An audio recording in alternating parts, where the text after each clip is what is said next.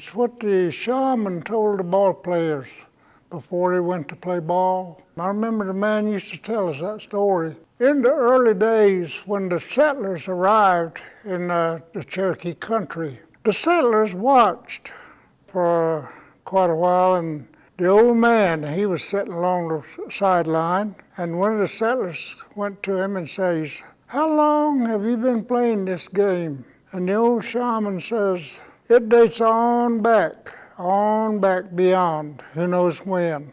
He said it dates so far back that the animals of the forest had a ball team. The big bear was the captain, and he had all the big animals from the forest on his ball team, and he could really brag about the strength of his team. As he was showing his strength, the little animal was trying to get the big bear's attention. He finally just started tapping him on the toe to get his attention. And finally the bear felt that tapping on his toe, and he looked down, and the little mouse says, "I come to join your team." The big bear thought that was the funniest sight he had ever seen. He looked at that little mouse and he fell backwards laughing. When he finally gets up, he says to that little mouse, "I want you to tell me what in the world can you do in a ball game? And look at your size." And the big bear took his big foot and he kicked that little mouse end over end out into the forest. The little mouse didn't give up. So he walked for miles and miles, finally arrives, and it was Captain Eagle. It was a fowl of the air. The birds had a ball team, falcon and the big buzzard, and they were quite vicious also. After the little mouse arrived, he tells a story to the eagle, and then he says, "May I join your team?" And Captain Eagle says, "Why, sure, come on in, we welcome you." "Wait a minute now," he said, "you don't have any wings. You got to have wings to play on our team." They found a little piece of leather, and they had one of the sharp-beaked birds cut out a little set of wings, and they attached them to the mouse's sides. Captain Eagle grabbed up that little mouse with the new wings and took him high up in the sky and dropped him. When he dropped him, the little mouse could flutter in the air and he could fly. Well, the next day, ball game time arrived. After the speeches were made, the little ball was taken and it was tossed up in the air. When the ball was batted by the center man, they have two center men, before the ball ever hit the ground, that little mouse with the new wings, he grabbed that ball and he went in and out amongst all those big vicious animals. And he used those paws and tried to knock that little mouse down as he flew through between them all. They failed to knock him down, and he went on through the crowd and he scored.